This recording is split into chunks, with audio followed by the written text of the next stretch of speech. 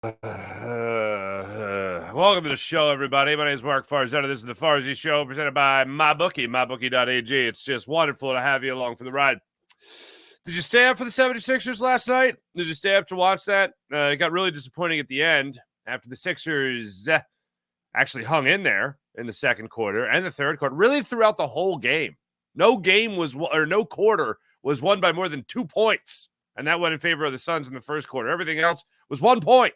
It's pretty wild last night, actually. Paul George made his debut, and wow, what a difference Paul George makes.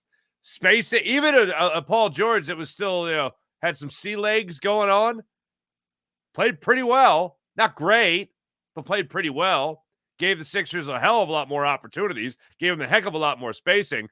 He had 15 points. 10 of those came in the second quarter of last night's game. Tyrese Maxey had 32 points, had a couple of stretches there where he went pound for pound with Kevin Durant, too, as a matter of fact. That was spectacular.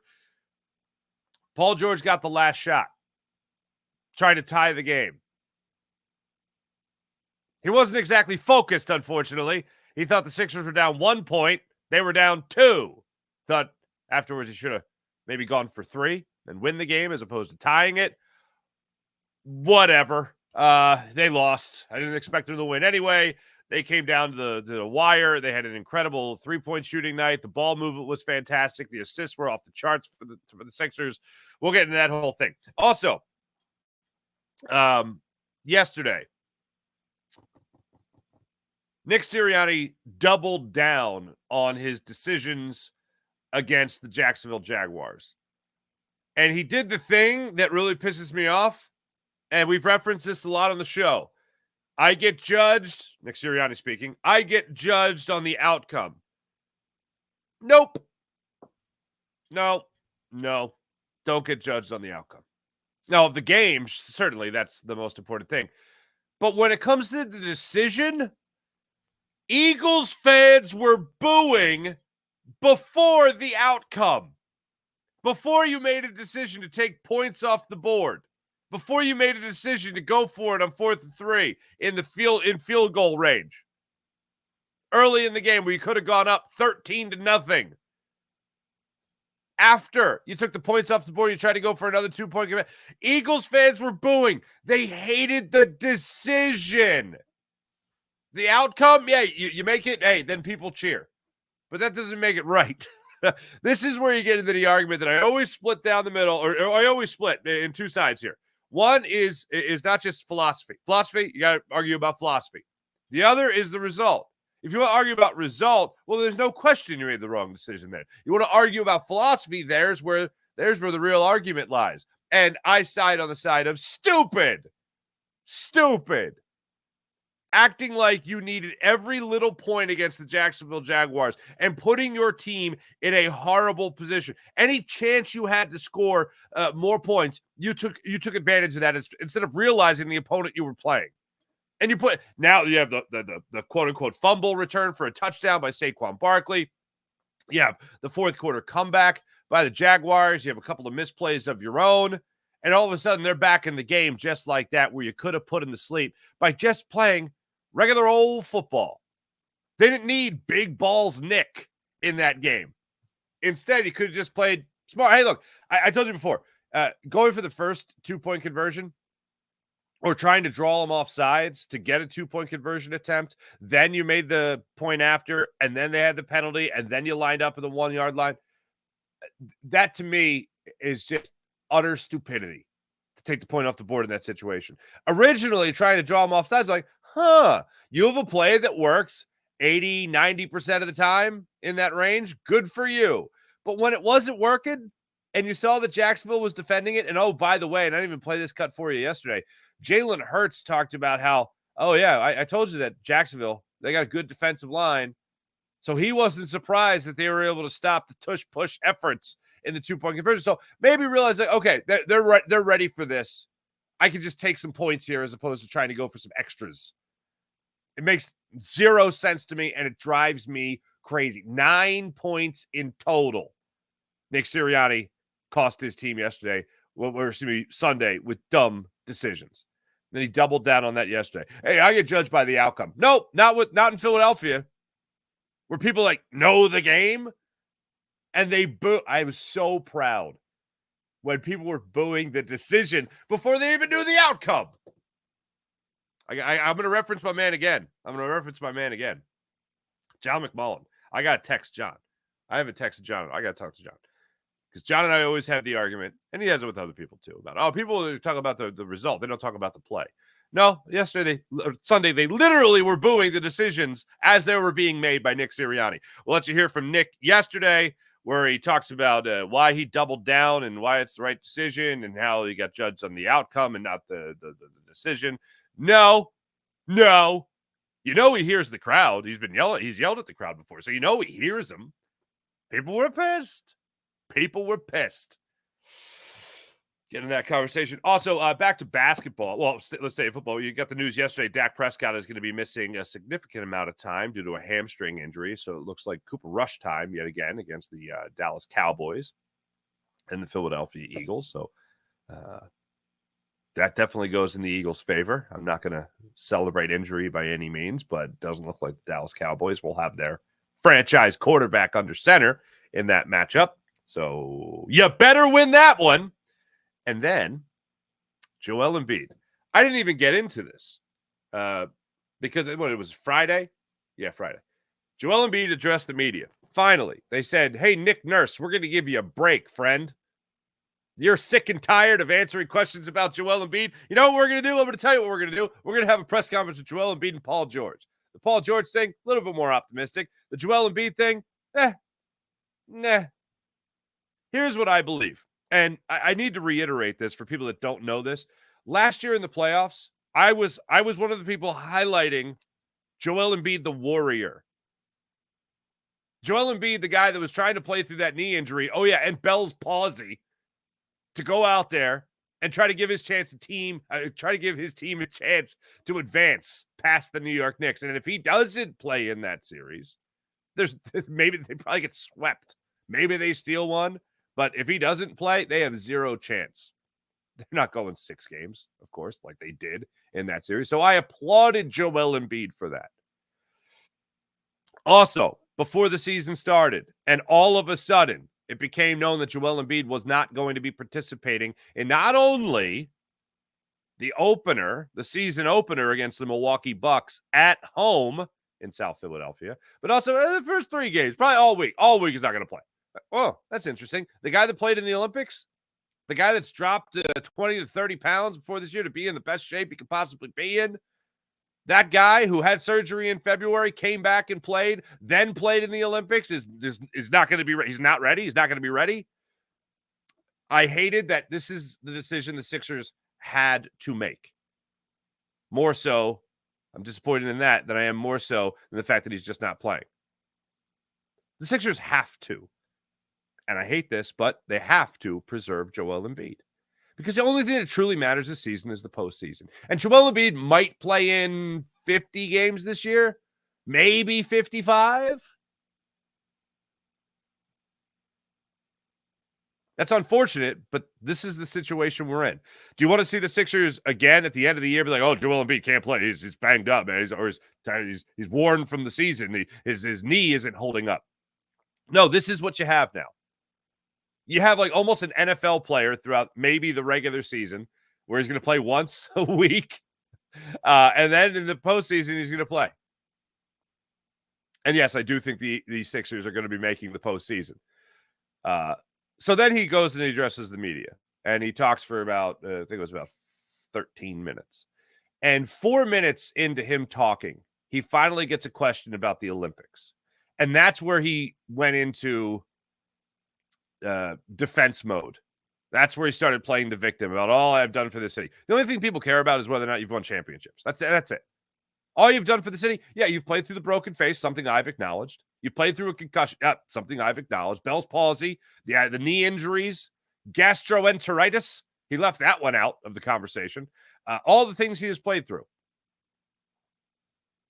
Yeah, I thank you for playing through those because you've tried to give the Sixers. Bottom line is those things have happened. You have not been 100% in the postseason.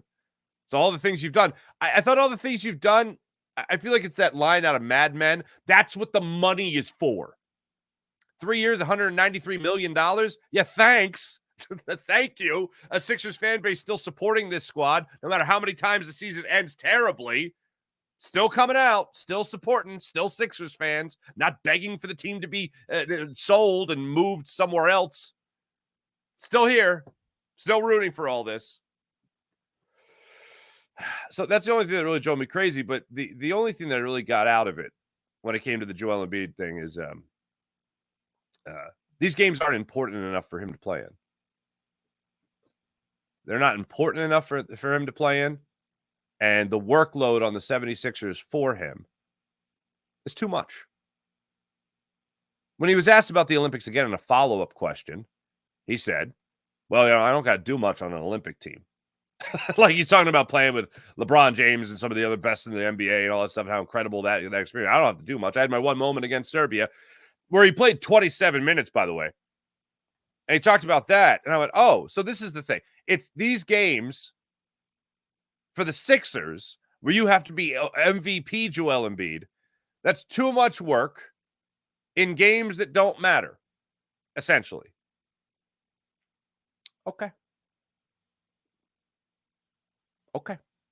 I think if you ask most 76ers fans whether or not they want to see Joel Embiid play, let's just call it 70 games this year, or be erring on the side of caution, the side of an abundance of caution, so that he is most likely ready and as close to MVP form as he's ever been going into the postseason. Would you rather know that and put him in the best possible position to be close to that status of 100%, or would you rather play him 70, 75 games?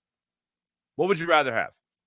I think most people are just at this point, yeah, just get to the postseason. Let me just see him play in the postseason. Now, it doesn't guarantee that he's going to be the MVP in the postseason, but if it puts him in the best possible position to be the MVP, then I'm all for it. Do I not like it? Oh, I hate it. Do I agree with Joel Embiid that he wishes he could play? Yeah, but he's not one of those guys. He's not one of those guys who go out there, oh, I'm going to give you 82 games. I'm just going to be a beast for 82 games. He ain't Tyrese Maxey. Tyrese Maxey's got that in him, certainly.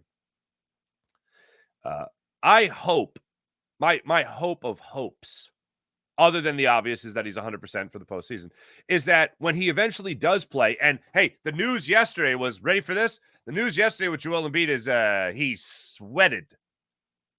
That's right. He was sweating. He worked up a good sweat before the Sixers took on the Sixers that are played the Phoenix Suns last night. He worked up a good sweat. So, all right, hopefully he's back soon. But my hope is that whenever it is that he does come back and Paul George has his legs under him again, and he looks like he has his rhythm back, his flow back, and all that stuff, his shot back, because I was a little off last night, is that he realizes that, oh, wait, I got Paul George here now. I have this Tyrese Maxey fella that is an all-star as well. I don't got to do as much as I had to in the past. I don't got to be playing 40 minutes a night. I don't got to be playing 35-plus minutes a night. I can go out there and I can score 25 points. I can let Maxey drop 30. Paul George is going to get his 20, 25. I don't have to do as much either on this squad. It's a different ball game. I hope that will be a happy medium in everything else, where people can look at it and go, I'm still getting Paul George out there. I'm getting Tyrese Maxey scoring points, and Joel Embiid's giving me 25, 30 minutes a night. Talk about a minute restriction that Paul George was supposed to be on last night and ended up playing 32 minutes. That's what I'll hope for.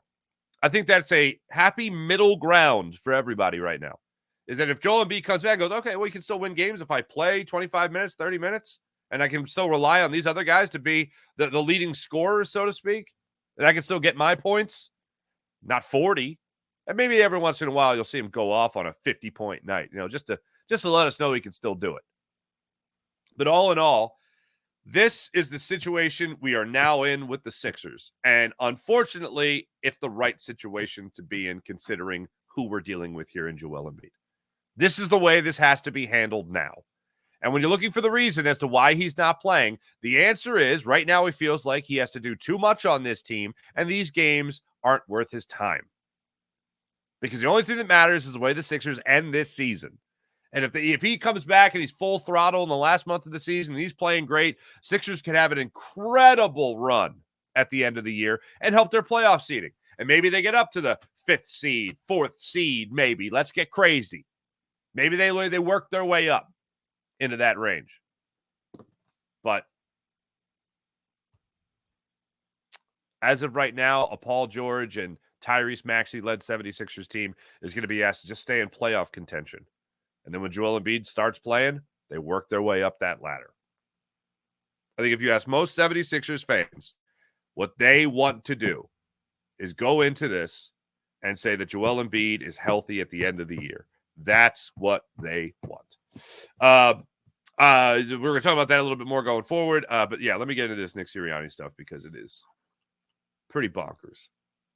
I also have Nick Nurse talking about Paul George. I thought it was a really fair assessment in last night's Sixers game. We'll get to that as well. But today, I have for you Nick Sirianni. So Nick Sirianni is addressing the media yesterday, about a 20-minute press conference, mostly about yesterday's game. He gets asked about Dak Prescott, awkward situation for a coach to be in. He doesn't want to make it seem like he's cheering for injury, obviously. So he's just like, yeah, we're going to wait and see how all that plays out. But when it comes to Nick Sirianni defending his decisions to go for it on the 4th and 3, defending his decision to take the points off the board, defending his decision for the failed 2-point conversion attempts, it was Elliot Shore-Parks, WIP, asking the question, hey, Nick, anything you'd do over again? Thinking, would I do anything different? And to be honest, sometimes I say absolutely. In this particular case, I felt like we did the right thing in all those scenarios. And I understand that I'll always be judged on the outcome, not the process, but I have to make sure that I stick to the process. You know, same with the players and our preparation throughout a week. We always have to stick to our process. And we've been really good at that. And it's helped us win a lot of games. And so, again, it's a lonely place. It's definitely a lonely place when you don't convert a 4th down, because I'll always take that on my shoulder. Shoot, always. But at that time in that game and what we've done in the past, I was doing everything I thought to help our football team win the football game. And shoot, and I talked to the players about this a little bit, like 2 weeks ago, when I was explaining the 4th and 3 that we went for against the New York Giants, I circled the players and I said, I don't go for this unless I trust, and I circled Jalen on the screen and I circled AJ on the screen, and we converted. So. Yeah, you converted on that one. And it's funny how you go to a play that worked and that did work. You got single coverage with AJ Brown, Jalen Hurts, AJ Brown, and it worked, and that was good. I didn't mind that. I didn't mind that at all. Even before it happened, I went, yeah, okay, let's do it. I was like that. I was fine with that. Against the Giants, felt like you had some good control in that game. Go for it. It wasn't repeated failures. That's the thing. And I've said this, and you could say it's fair to Nick Sirianni, but the first sequence with the Eagles in the second quarter, late in the second quarter, they get the big run on the 3rd and 17 from Barkley. He rattles off 19 yards for that touchdown run. It's incredible. Eagles line up to try to draw the Jags off sides, and they did. Or excuse me, they tried. It didn't work. Timeout, point after, good. Take the point off the board after a encroachment, I believe. Encroachment there on the Jaguars. And then you have the 2-point conversion fail. All right, you took a shot. You didn't need to. At that point in the game, you would have went up straight up 17 points. So still not the best decision, but I can understand why you might go for it in that regard. And then as the game went on, you continued to have failed 2-point conversion attempts. This one after the Jalen Hurts run, 18 yards for that touchdown where Fred Johnson got hurt. 3rd quarter, Eagles have a chance to go up 23-0. And instead of 24, let's get 24-0 because that's going to make the difference. They fail in that regard. Next thing you know, Jacksonville Jaguars put together a 10-play, 61-yard drive over 4 minutes, and they get their first points of the game. They go for the 2-point conversion, and that one is successful. All of a sudden, it's 22-8. You get momentum going now after a big defensive stop. They have a nice offensive drive. They get the first points of the game. Barkley then has the scoop and score alleged fumble, I'll call it. Controversial fumble. Jaguars start to come back a little bit more. Hurts puts a little bit distance there again with his touchdown on the 25-yard touchdown pass to Devontae Smith in the back of the end zone. Still love the idea of him just saying, legs go dead. And his legs go dead. And then he extends his hand, brings it in, touchdown. Then they try to go for the 2-point conversion again. Trevor Lawrence scrambles for the touchdown. Just trying to make it as difficult as possible. Missed 57-yard field goal attempt by Jake Elliott. Funny, you use your kicker and little PATs, and it's, they're like practice kicks for real field goals. I don't understand how a coach can't learn from his mistakes. And when you talk about trusting your players, I don't do this unless I trust these guys. I understand you have a play that's wildly successful. In this game, it was not wildly successful. Going for the 2-point conversions after the first failed attempt when you didn't need it. And you knew you weren't going to need it. Like, again, the thing that bothers me the most about Nick Sirianni in this game is that from the start of the game, he was acting like we're playing the Jaguars. We already got spotted 7 points, essentially, after the first quarter fumble where it was jarred loose by Sidney Brown and then Keely Ringo picked it up. It was like after that, he gets spotted 7 points, and right away he kicked the point after right away there, so that was good. Okay, we got 7 points in the back pocket against the Jacksonville Jaguars. We can do whatever the hell we want. That's what it felt like. It felt like a greedy kid playing video games. It felt like a greedy kid playing Madden is what it felt like. But it's not. It's the NFL, and it's your head coach. The phrase, and I'll go back to it, of putting your players in the best position to have success, he didn't do it yesterday. And I don't know how you even argue the other way. Like, one of the first 2-point conversion attempt, okay. I still don't agree with it, but I could see why you'd do it. And with the success the Eagles have had with the tush push, I don't mind even trying to draw them off sides and getting to that 1-yard line, getting half the distance to the goal. But after that, dude, it failed. It didn't work. You're playing Jacksonville. You have opportunities to just take points. The by far the most egregious decision that he made was the 4th and 3 and not kicking the field goal to go up 13-0. That was just preposterous, is what it was. You just had a 15-play drive going 68 yards that ended with a Jake Elliott field goal in that second quarter. I think Hurts had just taken the sack, and then they kick the field goal. They get it. Good. Then you have another opportunity to kick the field goal, go up 13-0, and they opted to go for it there. Second quarter of the game. It's your second possession of the second quarter. Just take the points. And the thing that drives you the craziest about it isn't just repeated decisions in this game. It's the Saints game. It might, if you want to call it the Giants game as well. It's just opportunities to put points on the board. First half against the Falcons. Just opportunities to put points on the board. And you're like, nah. Let's roll the dice when we don't have to. Unnecessary risks oftentimes are stupid risks. If you want to get into the idea of the quote that's so popular now, fortune favors the bold. Yeah, you can get into that, but let's wait till the second half of the game to do that. Instead of giving opportunities to the Jacksonville Jaguars to go out there and capitalize on momentum, give them a chance for a big play, which the head coach did so often. And here's the other thing. I go back to the quote that we played yesterday, of Jalen Hurts talking about repeating mistakes and being foolish. I think we all agreed in the chat that he was talking about his head coach there. Eagles will be back Sunday, another 4:05 game. 4:25 game against Dallas Cowboys. A Dakless Dallas Cowboy team. Dakless Dallas. That's what's going on there. 4:25 Sunday. That's the way they would break that one down. All right. The Sixers last night.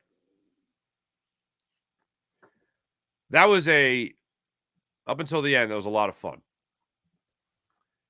If you stayed up for it, you got rewarded with the best game the Sixers played since Indiana, put it that way. My favorite moment of that game, and as I mentioned in the beginning of the show, it was extremely close throughout the game. Sixers went down, I think, 11 at one point, battled back. Sixers had allowed a run in the second quarter by the Suns, and I thought, oh boy, here we go again. Second quarter, the Sixers are going to lose by 10 in the quarter, and then they're going to come out in the third quarter flat. That didn't happen last night. It looked like a very different team thanks to Paul George, and I'll get to that in a second. But the Sixers in the second quarter, there was a sequence where Bradley Beal hit a jumper that put the Suns up 46-45. Nick Nurse called a timeout. Out of that timeout, the Suns get the ball back, knock down a shot. Ball goes in Maxi's hands. He's got a great teardrop runner in the lane, goes 48-47. Sixers trailing by a point again. About a minute later, Maxi comes back down the court. The Sixers at this point were 0 for 6 from 3. They started 0 for 6 from 3. Maxi comes down at the 5:52 mark of the second quarter, knocks down a 3 that helped the Sixers rally, and that made them 9 for their last 14 from 3 at that point in the second quarter. They made it a 1-point game. There should be a 2-point game, 51-49. Maxi comes down the other end again, misses a shot. George comes back into the game for Kelly Oubre. Lowry knocks down a 3, 58-56, still in favor of the Suns, but the Sixers hanging with them. Lowry comes down, makes that 3. Then about a minute later, George gets an N1 that he converts, 61-58. And the Sixers just had it going. Later in the third quarter, I think it was the third quarter or the first quarter. Let me find where this is in my notes. Second quarter, third quarter. Let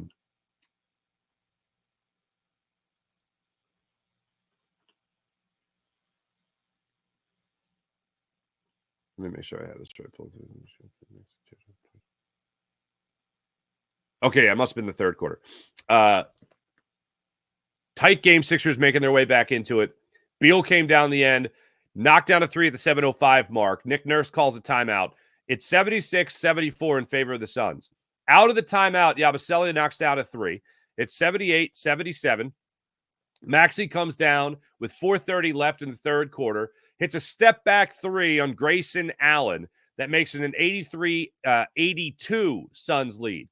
Durant makes a 3. Maxi responds with a 3.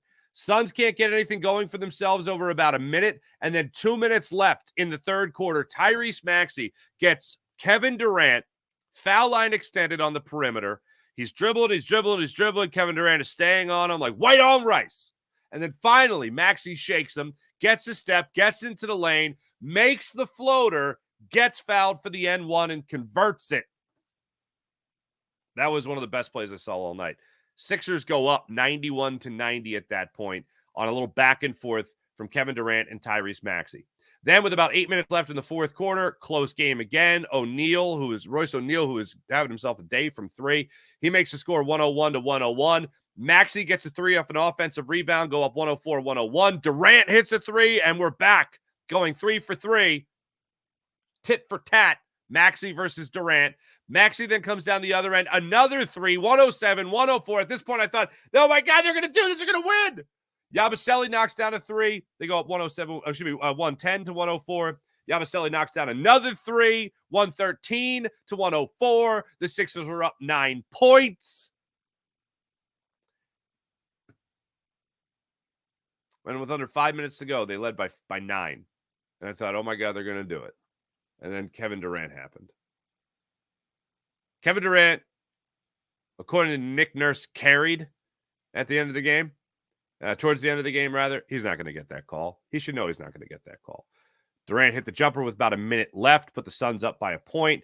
Maxey made a free throw, tied it at 116-116. And then Durant came down the other end of the floor and with 24 seconds left, made a driving layup to go up 118-116. They come down the other end. George is on, or Grayson Allen's on Paul George. Paul George has his hands on the ball for the last shot. He gets into he steps inside the three-point line, pulls up for a straightaway jumper, got a good look, clank. Sixers try to scurry after the offensive rebound. Time expires. Maxey picks it up, chucks it. Didn't go in anyway. Wouldn't have counted anyway. Sixers lose 118-116. Throughout the game, Paul George looked like a guy who was getting his legs under him. No doubt about that. I mentioned the 15 points he had last night. As a matter of fact, if you look at it, 76ers last night get Paul George 15 points, 4 of 14 shooting, 1 for 7 from beyond the arc. 10 of those 15 points came in the second quarter. Tyrese Maxey had a team-high 32 points, second in the game only to Kevin Durant's 35. Look at that, 6 for 15 for Tyrese Maxey from beyond the arc. Gershon Yabusele drops in 19, a career-high, 5 of 11 from beyond the arc. Sixers were feeding him, by the way, in the final 2 minutes because it was so hot. I get feeding the hot hand, but good God, he ain't a killer, man. Would have loved to have seen Tyrese Maxey with the ball in his hands a little bit more at the end of that game, especially for the final shot. Paul George coming up with the final shot, maybe not the best idea in that scenario. But that's what they went with. Here is Nick Nurse talking about the 76ers debut of Paul George. I think Paul did a good job of creating offense and getting to some plays. He can obviously, just a little bit out of rhythm, for his first game, and that was hit the upper echelon of the minutes we wanted to play him for sure. Like I think I said 25 to 32 or something, anywhere in between there. But even though he wasn't quite in rhythm, he was still, really good at giving us some creation of offense. That's one of the things I will get into. The Sixers were so different last night. Look, let's just get the obvious out of the way again. Every single quarter, they were there. Every single quarter. Paul George said he did play more than he thought he would. 32 minutes. He wanted to play that. Nick Nurse said the same thing after the game as well. He was out there because he wanted to be out there. Paul George said, I was out there because I wanted to be out there. I wanted to be playing. Good. Somebody who, it might not be the best thing health-wise, but just wants to be out there. Yeah, okay, great. Love it. I'll take it if I can get it. Got a lot of season left to rest if you need it. But he goes out there, and the first thing I noticed was the ball movement. And there was one play in particular in the first quarter that actually ended with a Kyle Lowry three-pointer. Not the cherry picking. If you saw that during the game, them Dougherty guys, man, just cherry picking the night away. Anyway, it was some of the best ball movement that I've seen from the Sixers this year. And it happened all because of Paul George. Paul George went to penetrate on the top of the screen, left side of the basket, dribbles into the lane. Lane collapses on him. He dishes it out. I think it was to Kelly Oubre, who swings it around to Kyle Lowry in the corner, who knocks down the Sixers. I believe it was second or first. I think it was a second three. Yeah, because Lowry had a three where the Sixers started out 0 for 6. Lowry knocks down a three, makes it 23-15, and then a couple minutes later, Paul George dribbles into the lane, kicks it to the top of the key. They swing it around to Lowry in the corner, who knocks down the three, makes it 25-21. Seeing that many guys collapse on Paul George, with, by the way, Tyrese Maxey not in the game. So that's why two guys converged on him. They're able to kick it out. They swing it around the horn. They get it to the corner, and they knock down that three. This is some of the best ball movement I've seen all year from the Sixers. Also, Paul George just with the ball in his hands, how tightly guarded he is. Then you see spacing for Gershon Yabusele. He's wide open for these shots. Wide open. Gershon Yabusele hasn't had over 16 points ever in a game. He hasn't even scored over 15 points in the game since his rookie season with the Celtics 6 years ago. The guy went to France to learn how to shoot better. And he had his best game by far last night. And I think a lot of that had to do with the fact that you had great spacing throughout the night. And the thing that makes this a little bit different, maybe even a lot different, was the Sixers when they had Ben Simmons and Al Horford. Let's go back to those days for a second. The spacing was atrocious because you had Ben Simmons who only wanted to be around the basket, and you had two centers. That's the makings for horrendous spacing. That was only going to work. Remember when we thought, oh, Ben Simmons can learn to shoot? That was only going to work if Ben Simmons could learn how to shoot, and that obviously never happened. So it was some of the worst spacing ever. Then you bring in James Harden, and James Harden is going to take over the point guard position, and who was just playing the point guard position? Tyrese Maxey was playing the point guard position. So now you have two guys on the court that are essentially now used to playing the same position. Maxey had to make the adjustment. Spacing still not very good. Now you have a guy in Paul George who plays a totally different position. Now you have a 1 or a 2 in Tyrese Maxey. A 1, really. Now you have a 3 in Paul George, so you stay there at 3. You don't have that transitional power forward, if you will, and Tobias Harris, who doesn't know which way's up. And you have a clear-cut center eventually in Joel Embiid. Yesterday, you finally got to see what it was like with Tyrese Maxey running point and Paul George running around off ball, and how much that created for the Sixers. And again, you talk about the assistances for the Sixers in this game last night. I'm trying to pull out the big. I know it was their biggest number, but it was one of the things that you saw Nick Nurse highlight after the game. But the incredible thing, 27 assists for the Sixers. 27. I'll take that. That's a nice day. Keep that coming against the Clippers, who you got coming up tomorrow night. Another 10 o'clock start time. And then the Lakers on Friday, another 10 o'clock start time. That's pretty damn good. That's pretty damn good.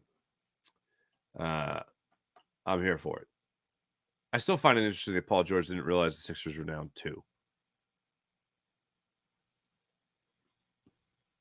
He didn't even know he was going for the tie. He thought he was going for the win. If he would have known it was 2, he would have stepped back and hit a 3, right? Hopefully. No? Okay. But that's what he said after the game. So, all right, just keep your head on your shoulders. It's first game back. For someone, and I laid this out for you guys last week. I'm watching these games just to watch Tyrese Maxey improve, see him try on the shoes of a number 1. I'm watching these games to see how Gershon Yabusele improves. Watching these games now to see how Paul George responds after the bone bruise to his knee, and hopefully see him come out tomorrow night against the Clippers and have a 20-point game. Baby steps, Paul George. That's what I'm watching for. Last night was the most fun since the Indiana game when they closed it out, and Maxey absolutely went off. So let's go into LA against Clippers, start things off with a big old fat victory. Also, regarding the 76ers, the Joel Embiid, Marcus Hayes thing. Marcus Hayes has been on the show, so I feel like I have to address this. He's been on the show a number of times. I don't understand. I had similar shades of when people were talking about, and this was 3 or 4 different takes, when people were talking about Nick Sirianni bringing his kids out to the podium and using them as a human shield. If you're going to step into the family realm, you better be careful. And Marcus, I thought, worded his article interestingly, where he referenced Joel Embiid referencing his family. If I'm writing that article, I'm leaving the family out of it. Let me just put that on record. I'm leaving the family out of it. I wouldn't talk about anybody's family. No matter how many times they may have banged the drum themselves on it, I'm not referencing somebody else's family. As I told you guys surrounding the Nick Sirianni human shield comments about his kids. I lost respect for Nick Sirianni when he opened up that press conference following the day after the game, the day after press conference, following the win against the Browns. And he didn't open it up with, hey, I know there's been some opinions out there about how I'm using my kids. You know, I can only think about how I'd handle it as a father, and I wouldn't have handled it the way Nick Sirianni handled it. I probably would have been closer to Joel Embiid. The only difference would be is I wouldn't shove anybody. When there's a war of words, it stays words. When it becomes physical, oh, let's party. So Joel Embiid was certainly in the wrong for that. And as the old saying goes, two wrongs certainly don't make a right. Jason Kelce recently learned that as well. Although I think he can afford a cell phone. I had no problem with him smashing the guy's phone. It wasn't a physical thing. He just took his phone. He didn't harm him. He harmed a phone. But my take on the whole situation is Sixers could have a big problem on their hands. I know the Inquirer is taking it extremely seriously. And I know they've put that out there. And one of the things, and this is fun, I was my daughter had a soccer game over the weekend, and I took her to the playground right there at the soccer field, and she wanted to run around for a little bit. So I went up there, and one of the dads came up to me. One of the other dads came up to me and just said, hey, what do you make of that whole Marcus Hayes thing? And I'm like, okay. Well, I said, there was one point I laughed out loud when I was reading. It was Keith Pompey. Keith Pompey wrote it. And I was reading Keith Pompey's account. And there was one point where they're jawing back and forth. Joel seeks out Marcus, starts in. And I don't blame Joel for that at all. Good for him. He feels like he needs to stand up for himself. If you feel like you need to stand up for yourself, everybody, you stand up for yourself. So he's talking to Marcus Hayes, and he's talking about, keep my family out your mouth, basically. And Marcus is like, okay, they're having a conversation. And then Joel Embiid says, I don't even care what, reporters think or what reporters write. And then this is the part I laughed out loud because I've known Marcus a long time, and I could hear his voice. I could hear his voice saying it. Joel Embiid says, I don't care what you guys write or think anyway. And then Marcus goes, but you do. I can just hear him just not backing down from that. But you do. And then I think that's where things got a little nuts. My take on the situation, again, two wrongs certainly don't make a right. I would never write about somebody's family. It's one of those situations like I can write about my family or I can talk about my family, but you can't, that type of thing. Because of the vein it gets taken, and the vein it gets taken to is like, oh, I'm calling you out on your BS because you say you love your family. Apparently you don't. That's the vein it gets taken in. But I wouldn't put my hands on somebody about it. Hands respond to hands. Hands don't respond to words. That's the kind of thing I live by. But I think the Sixers are going to have a problem on their hands about this because you can't have people pushing reporters. Not a good thing. Not a good thing. Let me tell you about the Game Time app. Hey, you want to go to a game? You want to go to a hockey game? Huh? Want to go to a basketball game? Want to go to an Eagles game? Download the Game Time app to your phone. Create an account. Use promo code Farzy and get $20 off your first purchase. That's right. The Game Time app. Want to go to a concert, a comedy show? Download the Game Time app. Create an account, use promo code Farzy, get $20 off your first purchase. They have all-in pricing. You can toggle that feature, and you know what that does for you? That allows you to know, to know exactly what you're paying before you check out with all-in pricing. Then you can also toggle the Game Time Picks feature, which filters out all the fluff, so you know exactly what seats are available at the best possible prices. Best seats, best prices on the Game Time app. And one of my favorite things, an hour after the event starts. So let's say you want to go to a concert, you want to go to a comedy show, or let's say you want to go to a Sixers game and you're in Center City and you're like, I really want to go to that game tonight. There's tickets still available. Yeah, an hour after the event, they're still starting. You can catch the whole second half, ladies and gentlemen, for a fraction of the price on the Game Time app. So download the Game Time app to your phone, create an account, and use promo code Farzy, get $20 off your first purchase. And now, in the commercial portion of the show, well, first let me say this. PHL Sports Nation, Philadelphia Sports Nation, enhancing your Philadelphia sports fan experience across all social media and blogs. That's phlsportsnation.com. I just want to say congratulations to the American people. Because today is the day, I believe. Today's the last day we'll watch political ads for a presidential race. No matter what happens today, no matter what happens in the wee small hours of tomorrow, it's over. It's finally where you can watch TV without feeling like whatever candidate you support is the worst human to ever exist in the history of humans. Just finally. And we get to not hear this voice anymore. What about candidate A? They walked around punching grandmothers in the face and kicking kittens. What? No, not my candidate. The other punted puppies. What? Like, let's just enjoy the fact that that's going to be over.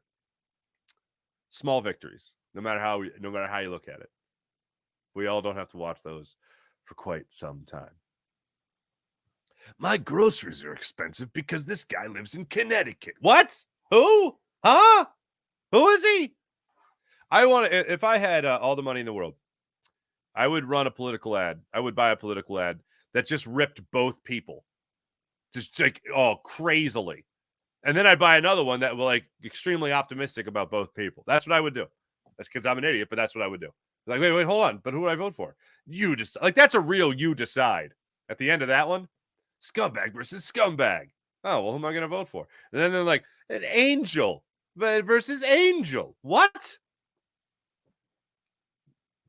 Paid for my friends of Farzana. All right, anyway, that's enough of me doing that. Ugh. You're welcome. Let's get to the chat check and see how you wonderful people are doing. Yeah, by the way, it is vote day. Today's vote day, so go vote and all that stuff. Why Niners won? Actually, did I say that? Yeah, I did say that. People say go vote. All right. Why Niners wine? What's going on? April, good morning.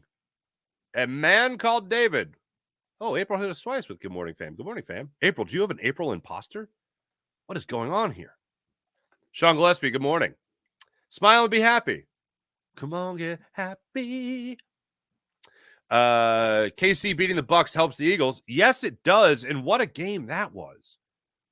I still think a walk-off touchdown is stupid. A walk-off touchdown is stupid. And look, I don't give a damn about the Kansas City Chiefs. I love Patrick Mahomes. I think he's incredible. But let me just check something here. I hope the Kansas City Chiefs go undefeated. I love that. History like that, that's incredible. I'd love to see it again.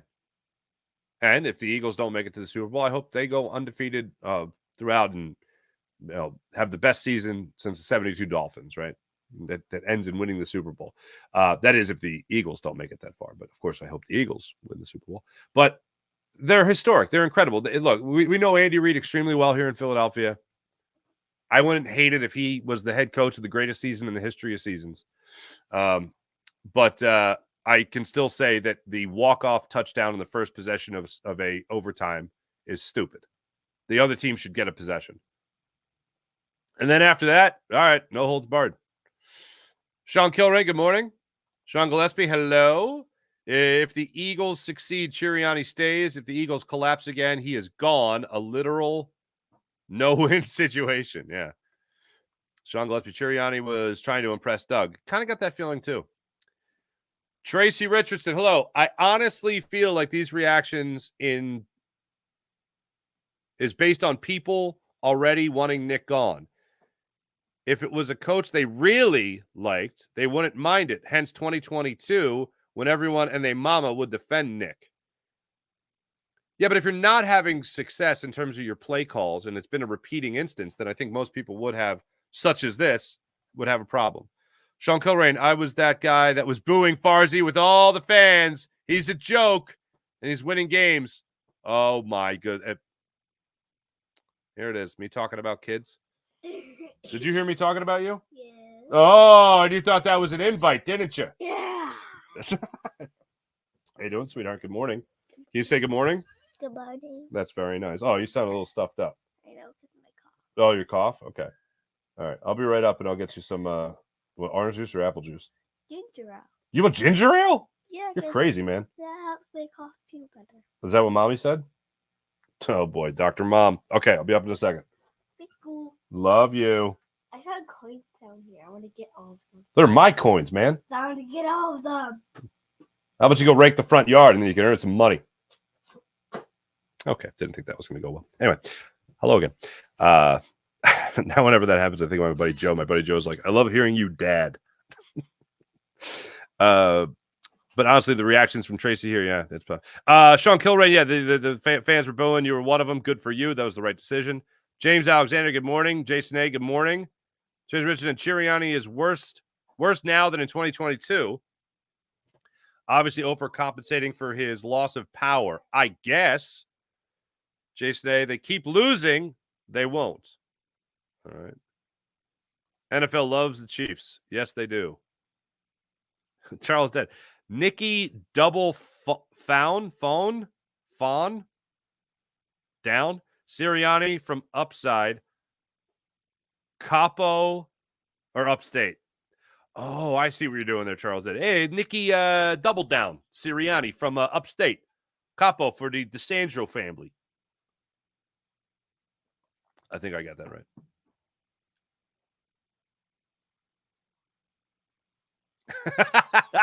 Jason, sounds like John McMullen gave Sirianni pointers. Judge me on results. Notice process.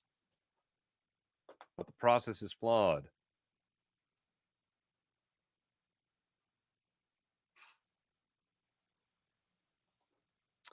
The fourth down against the Giants was 7-0. He was in control in that point against the Giants, but not 16-0 and 22-0 against the Jags.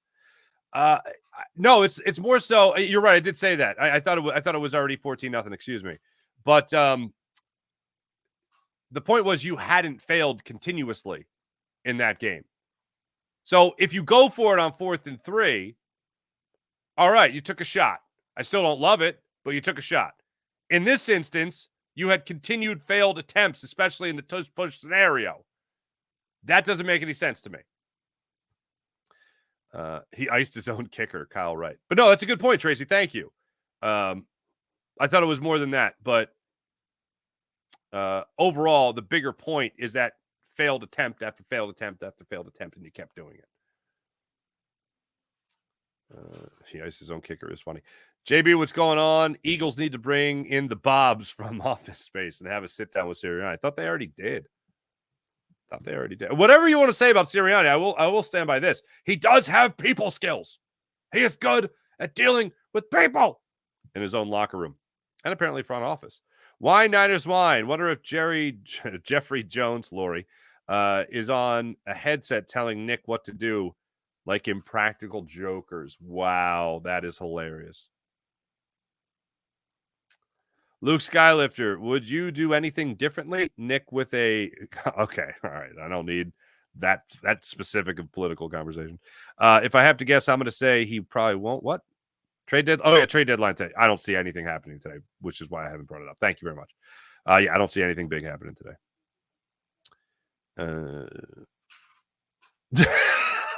All right. The political conversation is coming in a little bit.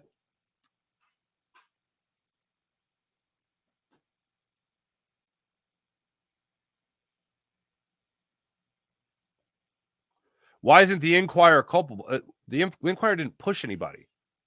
It's totally different. That's why. Will Smith on Chris Rock? I wouldn't go with that. I mean, it is physical, but he wasn't slapped on national television. Hallelujah, says April. Tired of all the commercials, as am I. Mopar, Patrick Mahomes is not human. I concur. MacGyver sneaks in. Good morning, little toots. So cute. Thank you, Mopar. Appreciate it. April says morning sunshine. Little toots T-bro. What's going on? Little toots. Little toots. Word salad skills. Look at that. Thanks, everyone in the chat. You guys are wonderful, as per usual. far as their favorite guest arrives. She literally is picking up all these coins right now. You picked them up? Thank you, sweetheart. Yeah, I knocked those down a couple weeks ago and haven't gotten around to picking those up. Brian, will Marcus Hayes show up in a full body cast next availability? I will say I've talked to some other people about this and in the business, and they've all said the same thing. Like, I was like, if Joel Embiid even walked by me just a little shoulder, I'd be like, ah, flop. Yes, sweetheart. You see a bug? How big is it? All right, take care of that. All right. All right, good talk. All right. Oh, this is going to bother me now. Where am I? Eagles, Giants. Beep.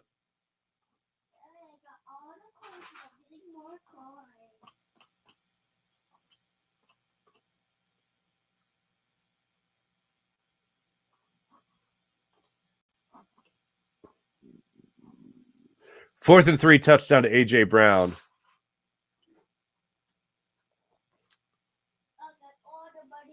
Wait, what the heck is... That's weird. It doesn't give you the... There we go. There's the game book. All right, so go looking back at that Giants game. Let me look at this. Just because I want to be sure about this. So no points in the first quarter. Wah, wah. Barkley gets the touchdown. His first touchdown of the game, or excuse me, the touchdown 3-yard run. First Eagles touchdown.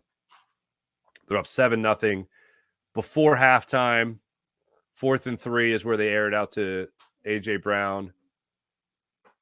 Those are the Giants' 41-yard line too. Yeah, I mean, there's no series of like failed attempts, which is what bothers me. But yeah, okay, it was only 7-0.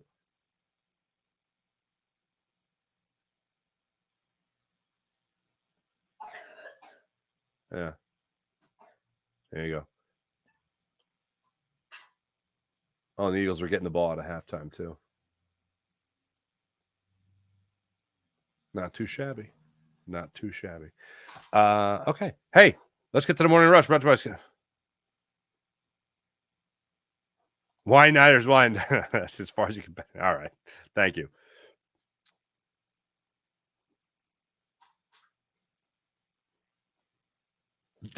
All right. Jay Mosk, what's going on? Nick's press conference. Well, I grew up in a middle-class family. Thank you. Appreciate everybody in the chat. You guys are wonderful as per usual. Hey, 76ers back at it tomorrow night. They're going to take on the Clippers in Los Angeles. Philadelphia Flyers. They're back at it against the Hurricanes tonight in Carolina, 7 o'clock. I don't know how many coins that is, sweetheart, but thank you for picking them up. I'm keeping these. Yo, you keeping them? Executive decision? Oh, you're off from school today, aren't you? Are you voting in the election today? I'm kidding. All right, anyway. All right. Thanks for watching. Thanks for listening. My name is Mark Farzetta. This is The Farzy Show, presented by MyBookie, mybookie.ag. Back with you guys tomorrow. See you guys then. Thanks, everyone.